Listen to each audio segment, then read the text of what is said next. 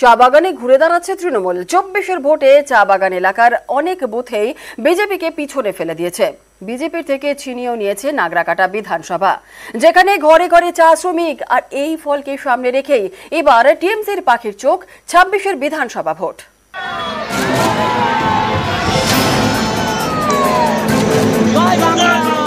24-এর লোকসভা নির্বাচনে চা বলয়ের 3 আসনে হার, কিন্তু এই ফলের গভীরে গিয়ে অক্সিজেন খুঁজে পাচ্ছে ঘাসফুল শিবির।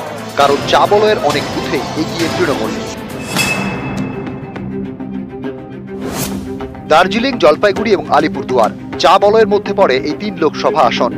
19-এর মতো 24-এও এই 3টি আসনেই জিতেছে বিজেপি, কিন্তু এবার বিজেপির জয়ের ব্যবধান অনেকটাই কমেছে। 19-এ দার্জিলিং আসনে জয়ের ব্যবধান ছিল 4,13,443, এবার সেটাই কমে 1,78,525। আলিপুরদুয়ারে 19-এ বিজেপির জয়ের ব্যবধান ছিল 2,43,989, এবার কমে 75,447। 19-এ জলপাইগুড়িতে বিজেপির জয়ের ব্যবধান ছিল 1,84,004, এবার কমে 86,693। এখানেই শেষ নয়, বেশ কয়েকটি বিধানসভা আসনে 19-এর তুলনায় এবারের ভোটে ঘাসফুল বেশি ফুটেছে। যেমন নাগরাকাটা বিধানসভা। নাগরাকাটা বিধানসভা এলাকায় 17টি চা বাগান রয়েছে। 21-এর বিধানসভা ভোটেই নাগরাকাটায় জয়ী হয় বিজেপি। এবার খেলা ঘুরিয়ে নাগরাকাটায় লিড পেয়েছে তৃণমূল। এখানে তৃণমূল এগিয়ে 28টি বুথে, বিজেপি এগিয়ে 25টি বুথে। একইভাবে লিড পেয়েছে মাল বিধানসভা এলাকায়। আলিপুরদুয়ার ও জলপাইগুড়ি লোকসভা আসনের মধ্যে চা বাগান এলাকায় বুথ রয়েছে 483টি, এর মধ্যে তৃণমূল এগিয়ে রয়েছে 244টি বুথে। এছাড়া দার্জিলিং জেলার সমতলে চা বলয়ের বুথ রয়েছে 71টি, এর মধ্যে 38টি বুথে বিজেপিকে টেক্কা দিয়েছে তৃণমূল।